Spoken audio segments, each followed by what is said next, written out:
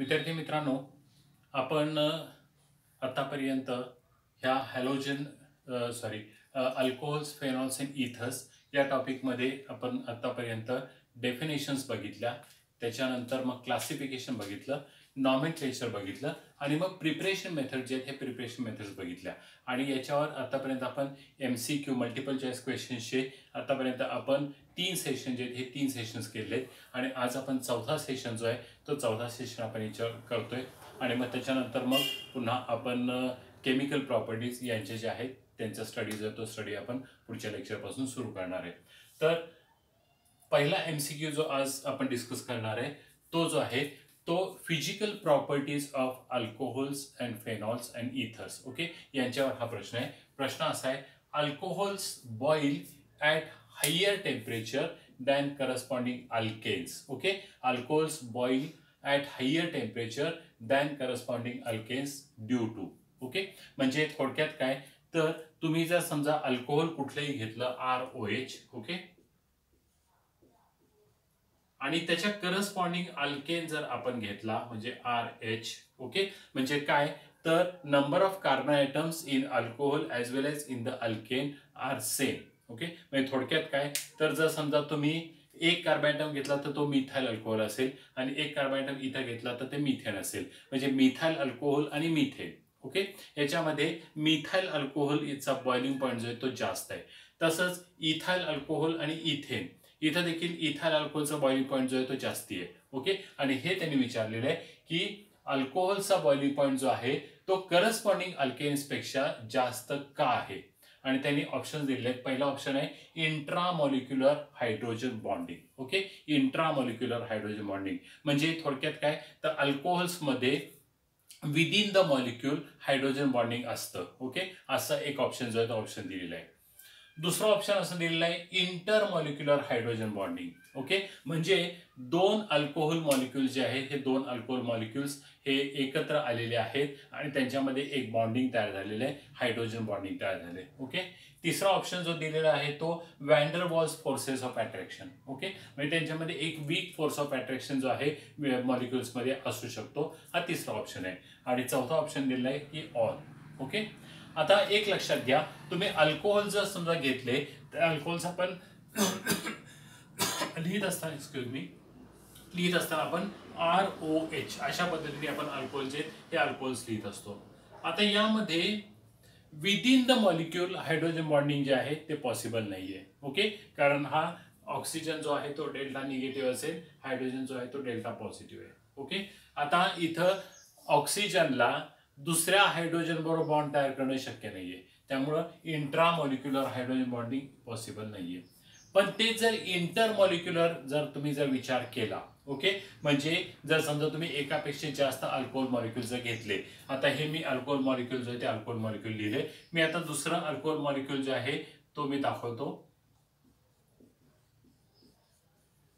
Okay, हा मी दुसरा दाखवला. आता याच्यामध्ये हा डेल्टा प्लस असेल आणि हा डेल्टा मायनस असेल, म्हणजे हा एक अल्कोहोल मॉलिक्यूल, हा एक अल्कोहोल मॉलिक्यूल, यांच्यामध्ये एक हायड्रोजन बॉन्डिंग जे ते हायड्रोजन बॉन्डिंग तयार झालेलं असतं. Okay, that is intermolecular hydrogen bonding. आणि मग ज्या वेळेला हे एकमेकाच्या जवळ येतात, हायड्रोजन बॉन्डिंगनं हे जवळ आलेले असल्यामुळं काय होतं, तर तुम्हाला more energy is required to break that hydrogen bonding. Okay, hydrogen bonding break करण्यासाठी जास्त एनर्जी जी आहे ती एनर्जी लागते आणि त्याच्यामुळे त्याचा बॉइलिंग पॉईंट जो आहे तो बॉइलिंग पॉईंट जास्त असतो. ओके, म्हणजे हे ऑप्शन जे हे ऑप्शन आपलं करेक्ट आहे. तिसरा ऑप्शन दिले van der Waals forces. Van der Waals forces are very weak forces of attraction, अत्यंत वीक असतात, त्यामुळे त्याचा बॉइलिंग पॉईंटवर काय परिणाम जो आहे तो परिणाम होणार नाही. ओके, आणि चौथा ऑप्शन जो आहे तो ऑल असं म्हटलेलं आहे. ओके, म्हणजे हा हे ऑप्शन गेला, कारण पहिलाच ऑप्शन रॉंग आहे. ओके, सी ऑप्शन पण रॉंग आहे, त्यामुळे ऑल हे देखील रॉंग असणार आहे. ओके, मग हा पहिला मल्टिपल चॉईस क्वेश्चन असणार आहे. आता एक लक्षात ठेवायचं की ह्याच्यामध्ये जेई असेल किंवा नीट असेल तर या परीक्षांच्या मध्ये काय केलं जातं, तर बरेच प्रश्न जे आहेत हे प्रश्न विचारत असताना हे तुमच्या फिजिकल प्रॉपर्टीजवर, म्हणजे मेल्टिंग पॉईंट असेल, ओके, किंवा बॉइलिंग पॉईंट असेल, तर यांच्यावर प्रश्न जे आहेत ते प्रश्न विचारले जातात. त्यामुळं फिजिकल प्रॉपर्टी जे ते फिजिकल प्रॉपर्टी आपल्याला करणं अत्यंत आवश्यक असतं. ओके, आता पुढचा MCQ आपण बघू.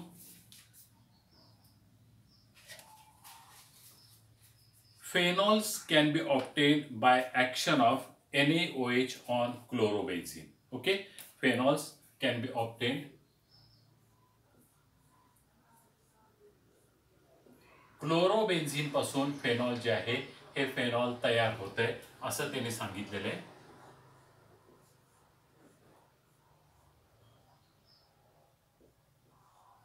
OH कुठे लिहिलं तरी चालेल. ओके, फेनॉल तयार होतंय.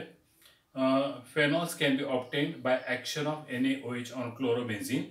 The best condition for the reaction is.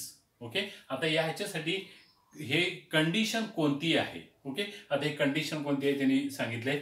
A option त्यांनी दिलेला आहे तो म्हणजे 15% NaOH. ओके, आणि टेम्परेचर दिलेलं आहे 873 केल्विन. ओके, ही पहिली कंडिशन दिलेली आहे. दुसरी कंडिशन दिलेली आहे ती 6 to 8% NaOH.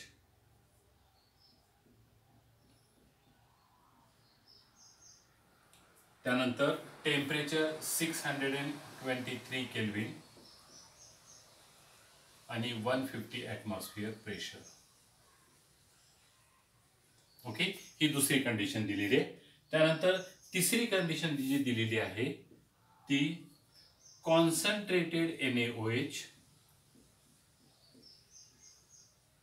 At low temperature.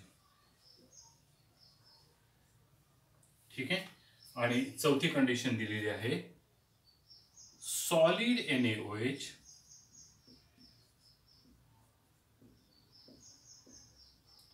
At low temperature. Okay, या चार कंडिशन जे त्या कंडिशन दिल्या आहेत आणि त्याने असं म्हटलंय की क्लोरोबेन्झीनचं कन्व्हर्जन जे आहे ते फेनॉलमध्ये होत असताना यापैकी कोणती कंडिशन जी आहे ती मोस्ट फेवरेबल कंडिशन आहे. ओके, म्हणजे ह्यापैकी कोणत्या कंडिशनमध्ये फेनॉल जे आहे ते फेनॉल सहजासहजी तयार होतं. आता जर तुम्ही इथं बघितलं तर क्लोरोबेन्झीन पासून फेनॉल तयार होत असताना प्रोसेस जी आहे ती डोज प्रोसेस आहे. Okay, Dow's process. मग डोज प्रोसेसने chlorobenzene is converted into phenol. पहिल्यांदा क्लोरोबेन्झीनचं सोडियम फेनॉक्साईडमध्ये कन्वर्जन होतं आणि मग सोडियम फेनॉक्साईडचं जेव्हा तुम्ही ॲसिडिफिकेशन करता डायल्यूट HCl किंवा डायल्यूट H2SO सोबत टाकून त्यावेळेला तुम्हाला फेनॉल जे आहे हा फेनॉल प्रॉडक्ट मिळतो. ओके, आता डोज प्रोसेसमध्ये आपण बघितलेलं आहे की कंडिशन्स काय आहेत तर 6 to 8% NaOH. Okay, quite concentrated. हे 15% म्हटले म्हणजे त्याच्यापेक्षा जास्त स्ट्रॉंग NaOH आहे. ओके, टेम्परेचर पण 873 केल्विन म्हटले म्हणजे 600 डिग्री केल्विन असं त्यांनी टेम्परेचर उल्लेख केलेलं आहे. पण एवढं टेम्परेचर लागत नाही आणि एवढं कॉन्सन्ट्रेशन देखील लागत नाही. ओके, 6 ते 8% NaOH. ओके, बरोबर आहे. 623 केल्विन टेम्परेचर बरोबर आहे. ओके, आणि प्रेशर जे आहे ते 150 ॲटमॉस्फिअर. म्हणजे आपल्याला हे ऑप्शन जे आहे हे ऑप्शन आपलं बरोबर आहे, हे ऑप्शन रॉंग आहे. आता सी ऑप्शनमध्ये काय म्हटलंय कॉन्सन्ट्रेटेड NaOH म्हणजे किती कॉन्सन्ट्रेटेड त्याचा उल्लेख केलेला नाही पण लो टेम्परेचर म्हटले. आपल्याला माहिती आहे की लो टेम्परेचर नाही तर हाय टेम्परेचर आपल्याला लागतं. ओके, त्यामुळे हे ऑप्शन देखील बाद झालं. आणि शेवटचं ऑप्शन आहे solid NaOH. Okay, solid NaOH आपल्याला बेन्झीन सल्फोनिक ॲसिड पासून आपण ज्या वेळेला फेनॉल तयार करतो त्यावेळेला पहिल्यांदा आपण NaOH जे आहे ते डायल्यूट NaOH वापरतो आणि नंतर मग तुम्हाला सॉलिड NaOH वापरून फ्युजन करायला लागतं. ओके, म्हणजे त्याचा रेफरन्स जो आहे तो रेफरन्स इथे घेतलाय. आता हे देखील ऑप्शन बरं, पण पुन्हा काय म्हटलंय तर लो टेम्परेचर म्हटलेलं आहे. मग लो टेम्परेचरला तिथे रिॲक्शनचा संबंधच येत नाही. ओके, त्यामुळे हा ही ऑप्शन जो आहे ऑप्शन बाद आहे. ओके, म्हणजे करेक्ट ऑप्शन जो आहे तो बी 6 to 8% NaOH, temperature 623 kelvin and pressure is 150 atmosphere. Okay, त्यानंतर नेक्स्ट MCQ.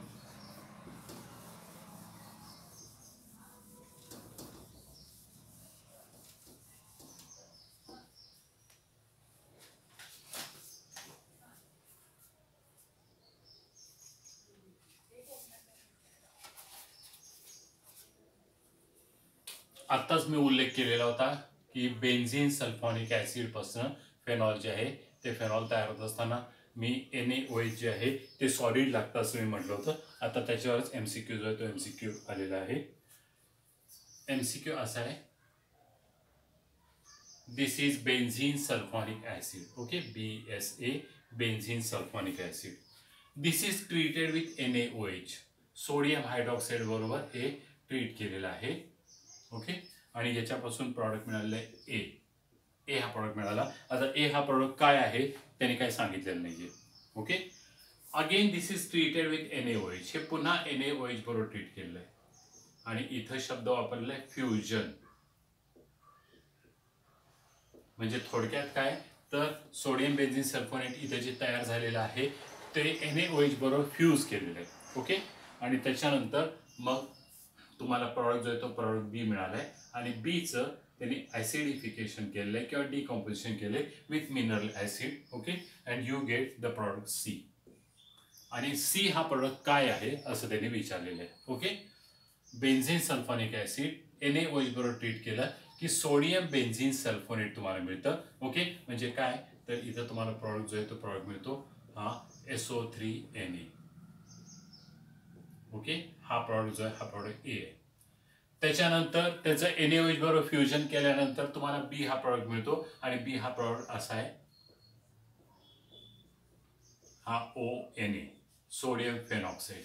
ओके, आणि मग सोडियम फेनॉक्साईडचं ज्यावेळेला तुम्ही डिकॉम्पोजिशन करता मिनरल ऍसिड बरोबर किंवा हायड्रॉलिसिस करता त्यावेळेला तुम्हाला प्रॉडक्ट जो आहे तो प्रॉडक्ट मिळतो बेन्झीन रिंग आणि OH which is nothing but phenol.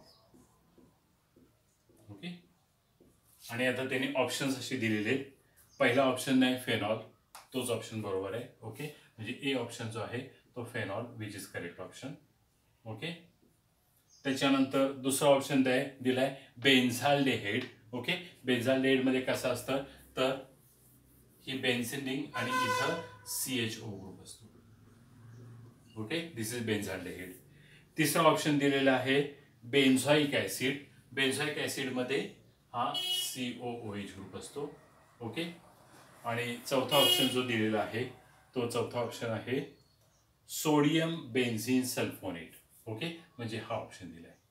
आता आपल्याला माहिती आहे की हा मध्ये प्रॉडक्ट तयार होतोय म्हणजे ए हा हे आहे सोडियम बेन्झीन सल्फोनेट. आणि आपलं आन्सर जे आहे त्यांनी सी विचारलंय आणि सी जो आहे हा काय आहे तर फेनॉल आहे. ओके, म्हणजे तुम्हाला सी हा प्रॉडक्ट किंवा एंड प्रॉडक्ट जो आहे तो एंड प्रॉडक्ट आपल्याला फेनॉल हा मिळालेला आहे. ओके, त्याच्यानंतर पुढचा MCQ. The industrial method for the preparation of phenol is. Okay, industrial method for the preparation of phenol is. त्यांनी ऑप्शन दिलेले आहेत. इंडस्ट्रियल मेथड विचारलेली आहे. फेनॉल तयार करण्यासाठी इंडस्ट्रीमध्ये कोणती मेथड जी आहे ती मेथड वापरली जाते. ओके, किंवा त्यालाच तुम्ही कमर्शियल मेथड असं देखील तुम्ही म्हणू शकता. कमर्शियल मेथड किंवा industrial method for preparation of phenol. आणि ऑप्शन्स दिलेले आहेत. ए ऑप्शन जो दिलेला आहे तो आहे डोज प्रोसेस. ओके, त्याच्यानंतर बी ऑप्शन दिलेला आहे हा फ्रॉम क्युमिन. ओके, दुसरा ऑप्शन जो आहे तो क्युमिन पासून जे आहे ते म्हटलेलं आहे. सी ऑप्शन जो दिलेला आहे that is from benzene sulfonic acid. Okay, आणि डी ऑप्शन जो दिलेला आहे तो फ्रॉम ॲनिलीन. ओके, असे 4 ऑप्शन जे आहेत ते ऑप्शन्स आपल्याला दिलेले आहेत. ओके, आता या चारही मेथड्स मध्ये आपण फेनॉल जे आहे ते फेनॉल तयार करू शकतो. डोज प्रोसेस पासून फेनॉल तयार होऊ शकतं. क्लोरोबेन्झीन पासून आपण फेनॉल तयार केलेलं आहे. क्युमिन आयसोप्रोपाइल बेन्झीन पासून आपण फेनॉल तयार करू शकतो. ओके, बेन्झीन सल्फोनिक ऍसिड आत्ताच आपण बोललो त्यापासून फेनॉल जे ते फेनॉल तयार होतंय. आणि चौथं ॲनिलीन डायझोटायझेशन बेन्झीन डायझोनियम क्लोराईड तयार होतं आणि मग त्याचं फेनॉल जे आहे ते फेनॉल मिळतं. पण यापैकी कोणती मेथड जी आहे ती इंडस्ट्रियल मेथड आहे किंवा इंडस्ट्रियल मेथड म्हणजेच काय तर लार्ज स्केल प्रिपरेशन मेथड आहे असं त्यांनी विचारलेलं आहे. म्हणजेच जी मेथड ही कमीत कमी खर्चिक असते ती मेथड इंडस्ट्रीमध्ये वापरली जाते. आता इथं जर विचार केला तर क्युमिन पासून जेव्हा तुम्ही फेनॉल तयार करता क्युमिन इज आयसोप्रोपाइल बेन्झीन. म्हणजे हे बेन्झीन रिंग आणि हे बेन्झीन रिंगला जर समजा आयसोप्रोपाइल जर ग्रुप जोडला म्हणजे CH आणि CH3 आणि CH3. ओके, आयसोप्रोपाइल ग्रुप जोडला तर ह्याला म्हणतात आपण क्युमिन. आणि मग क्युमिनपासून जेव्हा तुम्ही फेनॉल तयार करता त्यावेळेला आपलं कंडिशन जे आहे ते कंडिशन्स अत्यंत आपण असं म्हणू स्वस्त कंडिशन्स आहेत. सोडियम कार्बोनेट आपल्याला घ्यायचे, अल्कलाईन मीडियम करायचे. ओके, थोडंसं कोबाल्ट नॅफ्थेनेट आपल्याला टाकायला लागतं. ओके, आणि ती रिॲक्शन होते आणि मग नंतर तुम्हाला प्रॉडक्ट जो आहे तो प्रॉडक्ट मिळतो की जिथं तुम्हाला ह्या फेनॉलच्या बरोबरीनं तुम्हाला आणखी एक अत्यंत इम्पॉर्टंट इंडस्ट्रियल सॉल्व्हेंट मिळतो आणि तो म्हणजे कुठला आहे तर ॲसिटोन आहे. ओके, आणि ॲसिटोन हा एक बाय प्रॉडक्ट मिळालेला आहे की जो इंडस्ट्रियली अत्यंत महत्त्वाचा आहे. त्यामुळे इंडस्ट्रियल मेथडचा विचार केला तर correct option is from cumin. Okay, and not the other options. Okay, त्यानंतर पुढचा मल्टिपल चॉईस क्वेश्चन. आता हे जर मल्टिपल चॉईस क्वेश्चन जर तुम्ही बघितले तर हे बऱ्याच वेळेला ह्या CET-साठी किंवा नीटसाठी विचारले गेले. ओके, तर त्यामुळं हे मल्टिपल चॉईस क्वेश्चन जर तुम्ही केले तर तुमची तयारी जी आहे ती तयारी चांगली होऊ शकते. आता पुढचा प्रश्न जो आहे हा, which carbocation is obtained during dehydration is most stable. Okay, आता यापैकी कोणता कार्बोकॅटायन जो आहे डिहायड्रेशनच्या वेळेला तयार होतो आणि तो अत्यंत स्टेबल असतो, मोस्ट स्टेबल असतो. ओके, आणि त्यांनी कार्बोकॅटायन्स दिलेले. पहिला कार्बोकॅटायन जो दिलेला आहे A option CH3, then CH2, CH2, CH2 plus. Okay, हा पहिला ऑप्शन आहे. त्यानंतर दुसरा ऑप्शन जो आहे तो CH3, CH, CH3, CH2 plus. त्यानंतर तिसरा ऑप्शन आहे CH3, CH plus, CH2, CH3. आणि डी ऑप्शन आहे CH3, C, CH3, CH3 plus. Okay, हे 4 कार्बोकॅटायन्स दिलेले आहेत आणि त्यांनी असं म्हटलेलं आहे की यापैकी कोणता कार्बोकॅटायन जो आहे तो मोस्ट स्टेबल आहे. ओके, मोस्ट स्टेबल, यापैकी कोणता कार्बोकॅटायन जो आहे तो स्टेबल आहे. ओके, असं त्यांनी म्हटलेलं आहे.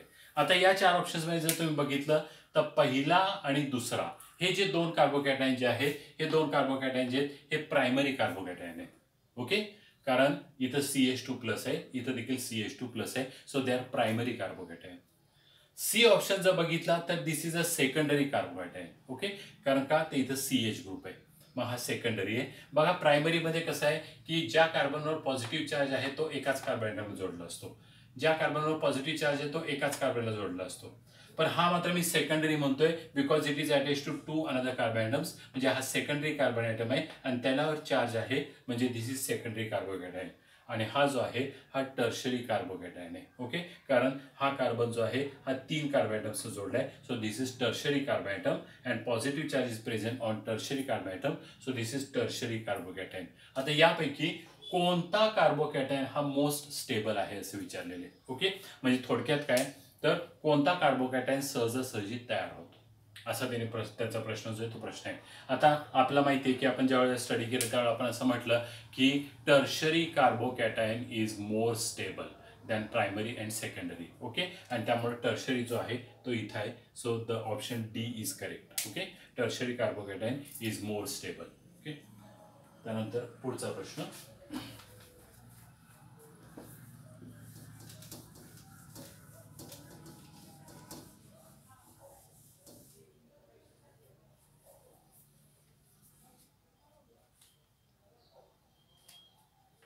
आता हा प्रश्न अत्यंत महत्त्वाचा आहे. ओके, इथं आपल्याला विचार करून उत्तर जे आहे ते उत्तर आपल्याला द्यायचे. प्रश्न असा आहे, which of the following is a wrong statement about Williamson synthesis. Okay, which of the following is a wrong statement about Williamson synthesis. Williamson सिंथेसिसच्या बाबतीमध्ये यापैकी कोणतं स्टेटमेंट जे आहे ते रॉंग स्टेटमेंट आहे असं त्यांनी म्हटलेलं आहे. ओके, म्हणजे आता आपल्याला 4 स्टेटमेंट जे ते स्टेटमेंट्स वाचावे लागतील आणि मग त्याच्यापासून आपलं उत्तर जे ते उत्तर फाइंड आउट करायला लागेल. ओके, म्हणजे रॉंग स्टेटमेंट आपल्याला पाहिजे, करेक्ट स्टेटमेंट नाही तर रॉंग स्टेटमेंट जे आहे ते आपल्याला पाहिजे. ओके, आता आपण बघूया काय काय स्टेटमेंट दिले आहेत. कारण विल्यमसन सिंथेसिस ही अत्यंत महत्त्वाची रिॲक्शन आहे आणि त्या रिॲक्शनमध्ये आपण बराचसा हे केलेलं आहे. आपण एक व्हिडिओ जो आहे तो पूर्ण विल्यमसन सिंथेसिसवर आपण तयार केलेला होता.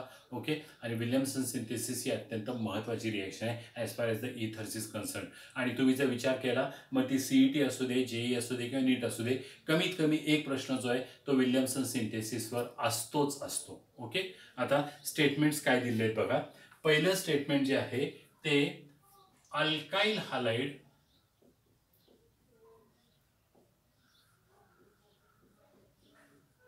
should not be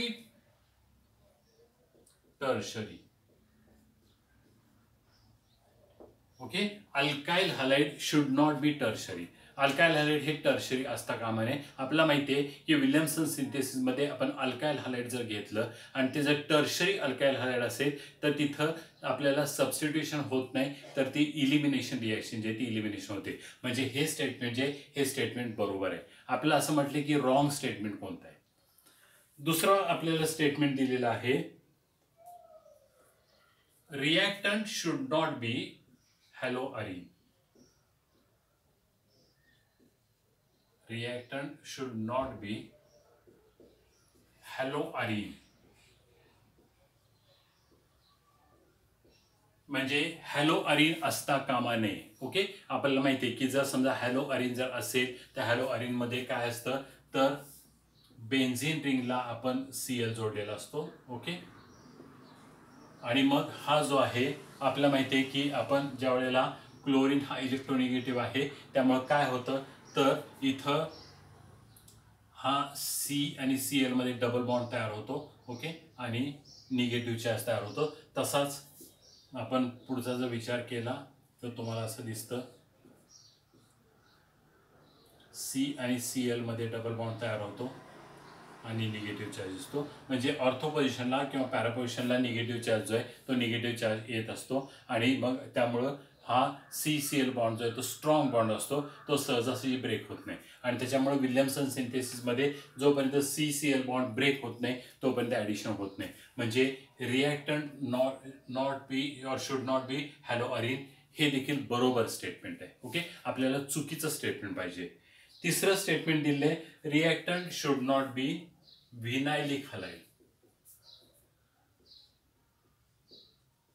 व्हिनायलिक halide. Okay, म्हणजे थोडक्यात काय तर ते असं असता कामा नये. कारण आता व्हिनायलिक हॅलाइड म्हणजे जर तुम्ही बघितलं तर या कार्बनला Cl जोडलेला आहे आणि हा कार्बन देखील डबल बॉन्डने जोडला आहे. जसा इथं कार्बन डबल बॉन्डने जोडलेला आहे. ओके, तसा डबल बॉन्डने जोडलेला आहे आणि मग डबल बॉन्डने जोडला असल्यामुळं हे देखील स्टेटमेंट जे हे स्टेटमेंट त्यांचं बरोबर आहे. ओके, आणि डी ऑप्शन जो दिलेला आहे तो it follows SN1 mechanism.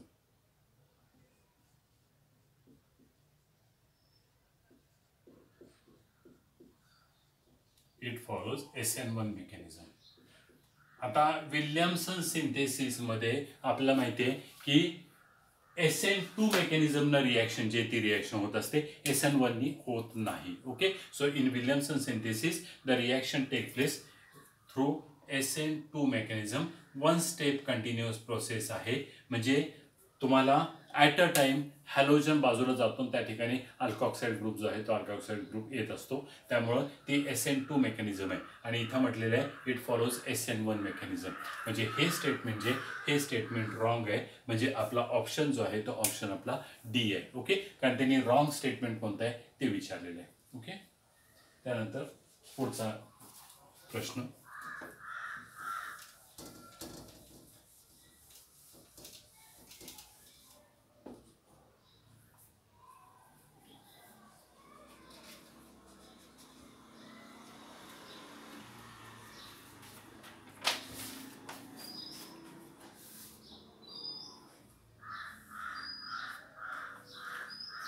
which of the following is most acidic compound. Okay, which of the following is most acidic compound. यापैकी कोणतं कंपाऊंड जे आहे ते मोस्ट ॲसिडिक आहे. ऑप्शन दिलेले आहेत. पहिला ऑप्शन जो आहे तो कार्बोलिक ॲसिड. ओके, पहिला ऑप्शन जो आहे तो कार्बोलिक ऍसिड. त्यानंतर दुसरा ऑप्शन दिलेला आहे तो पॅरानायट्रोफेनॉल. ओके, पॅरानायट्रोफेनॉल. तिसरा ऑप्शन जो आहे तो पॅराक्रिसॉल. आणि चौथा ऑप्शन जो आहे तो 2,4,6 ट्रायनायट्रोफेनॉल.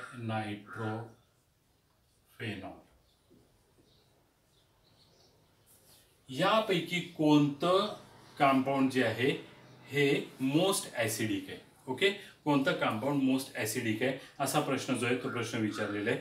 ओके, म्हणजे यापैकी ऍसिडिक कोणतं आहे असा प्रश्न आहे. मोस्ट ऍसिडिक म्हणजे कदाचित all of them will be acidic, पण त्याच्यापैकी सगळ्यात जास्त कोणतं ऍसिडिक आहे. आता इथं ऑप्शन जर तुम्ही बघितले तर ऑप्शन्समध्ये तुम्हाला असं दिसेल एकाच कंपाऊंडमध्ये ऍसिड असा शब्द आलेला आहे. ओके, आणि मग आपण काय करणार की दिस इज द करेक्ट आन्सर. आणि म्हणून आपण कार्बोलिक ऍसिडकडे येणार, कारण कार्बोलिक ऍसिड काय भानगड आहे काय माहिती नाही, ऍसिड म्हटले ना मग काय तेच जास्त ऍसिडिक असेल असा विचार जो तो विचार आपण करू शकतो. ओके, पण जर ऑप्शन्सचे प्रत्येक ऑप्शनचे तुम्ही जर फॉर्म्युले जर बघितले तर कार्बोलिक ऍसिड म्हणजेच काय तर फेनॉल. ओके, कार्बोलिक ऍसिड म्हणजेच फेनॉल. ओके, दुसरं पॅरानायट्रोफेनॉल म्हणजे पुन्हा इथं फेनॉल आहेच आहे, फक्त काय तर पॅरा पोझिशनला NO2 ग्रुप आलेला आहे. ओके, तिसरा ऑप्शन जे आहे ते पॅराक्रिसॉल.